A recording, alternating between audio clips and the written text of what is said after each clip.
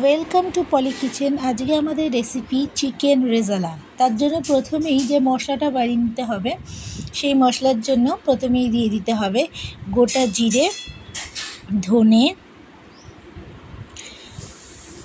জয়িত্রী, মৌরি একসাথে নিয়ে ভালো করে মশলাগুলোকে চাটু বসিয়ে ফেলেছি। শুকনো খোলায় নেড়ে চেড়ে ঠান্ডা হলে মিক্সিতে একটি গুঁড়ো করে নিয়ে রেডি করে রাখতে হবে।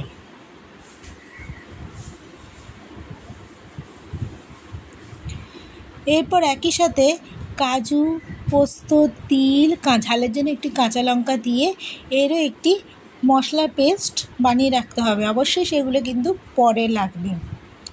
এরপর রেজালায় সকলেই জানেন যে পেঁয়াজ লাগে, তো পেঁয়াজের সাদা পেঁয়াজ তো পাওয়া যায় না, সেই কারণে আমাদের যে পেঁয়াজ থাকবে সেই পেঁয়াজগুলোকে গরম জলে ভিজিয়ে রাখা হয়েছে যাতে ওর কালারটা নষ্ট হয়ে যায়, তবেই বাটলে সাদা সাদা দেখতে লাগবে। এরপর পেঁয়াজে পেস্ট করে ফিরে আসছি। এরপর চিকেন ম্যারিনেশনের পালা। আর যে ছাড়ে শসা মাংস রয়েছে এখানে নুন দিয়ে মাখিয়ে রেখে দিয়েছিলাম, এখানে জলটা একটু বের করে দিয়েছিলাম। এরপর চিকেনটাকে ভালো করে ম্যারিনেশন করে নিতে হবে। ম্যারিনেশনের জন্য প্রথমেই লাগবে আদা রসুন বাটা, 1 চামচ গোলমরিচ গুঁড়ো, একটু বেশি টক দই দিতে হবে এবং সাদা তেল দিয়ে ভালো করে চিকেনটাকে ম্যারিনেশন করতে হবে। মিনিমাম তো আধা ঘন্টা আমাদেরকে রাখতেই হবে। এরপর যে যত রাখতে পারেন তার ততই কিন্তু রান্নাটা খুবই স্মুথলি ভালো হবে। আর হ্যাঁ, লাস্টে সাদা তেল দিয়েও কিন্তু ম্যারিনেশন করবেন। চিকেন ম্যারিনেশনের পালা আমাদের শেষ। এরপর আমরা আধ ঘন্টা পর ফিরে আসছি রান্নায়। আধ ঘন্টা ম্যারিনেশনের পর রান্নায় ফিরে এলাম। একটি কড়া বসিয়ে সেখানে সাদা তেল এবং ঘি দিতে হবে। বেশি ফোটানোর দরকার নেই, ঘিয়ের স্মেলটা নষ্ট হয়ে যাবে। তাতে তেজপাতা, ছোটো এলাচ, দারচিনি, গোলমরিচ, শুকনো লঙ্কা ফোড়ন দিয়ে জাস্ট ফোড়নের একটু স্মেলটা উঠবে এরম ভাজতে হবে। বেশি ভাজার কিন্তু খুব একটা দরকার নেই। তারপরে কিন্তু পেঁয়াজটাকে ছেড়ে দিতে হবে তেলের মধ্যে। পেঁয়াজটাকে ভালো করে কষিয়ে নিতে হবে, ভালো করে নাড়াচাড়া করে নিতে হবে পেঁয়াজটাকে। তারপর আদা রসুন দিয়ে আবারও ভালো করে কষিয়ে নিতে হবে যাতে কাঁচা গন্ধটা চলে যায়। তার এই সময় কিন্তু জল দেওয়ার কোনো দরকারই নেই, তো কাঁচা গন্ধটা চলে যাওয়ার অবধি অপেক্ষা করা হবে। তারপরে চিকেনগুলোকে, ম্যারিনেশন করা চিকেনগুলোকে দিয়ে দিতে হবে। কিরম জমে গেছে দেখতেই পাচ্ছেন চিকেনগুলো। তো তারপর চিকেনগুলোর সাথে নাড়াচাড়া করতে হবে। এখনও জল দেওয়ার কোনো দরকার নেই, ঢাকা দিয়ে দিয়ে চিকেনটাকে রান্না করে সেদ্ধ করে নিতে হবে। পরিমাণ মতো একটু চিনি দেওয়া হলো যাতে ব্যালেন্সটা ঠিক রাখা যায়, সেই কারণে ভালো করে এখানে কষিয়ে নিতে হবে।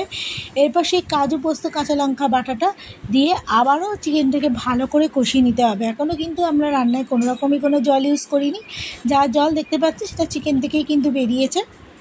এরপর রান্নাটাকে ভালোভাবে কষিয়ে নিয়ে চাপা দিয়ে রান্না করতে হবে।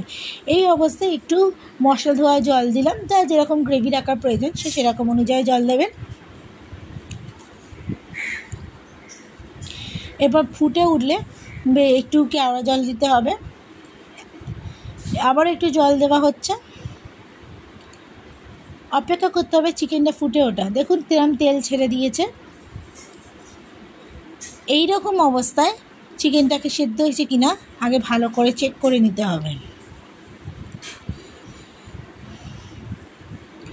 তারপর 1 ছিপি কেওড়া জল দিয়ে দেওয়া হচ্ছে। তারপরে একটু হালকা করে জাস্ট ফুটে উঠবে, এরম অবস্থায় সেই সিক্রেট মশলাটা, যেটা না দিলে রেজালা প্রায় অসম্পূর্ণ, সেই সিক্রেট মশলাটা দিয়ে দেওয়া হচ্ছে। বেশি নাড়াচাড়া করার দরকার নেই, হালকা করে জাস্ট একটু তলাটা নেড়ে নেবেন। যেহেতু কাজু আছে বসে যেতে পারে, তো হালকা করে তলাটা একটু নেড়ে দিয়ে মশলাটা ছড়িয়ে একদম বন্ধ করে স্ট্যান্ডিং টাইম দেবেন। এবার গরম গরম সার্ভ করবেন।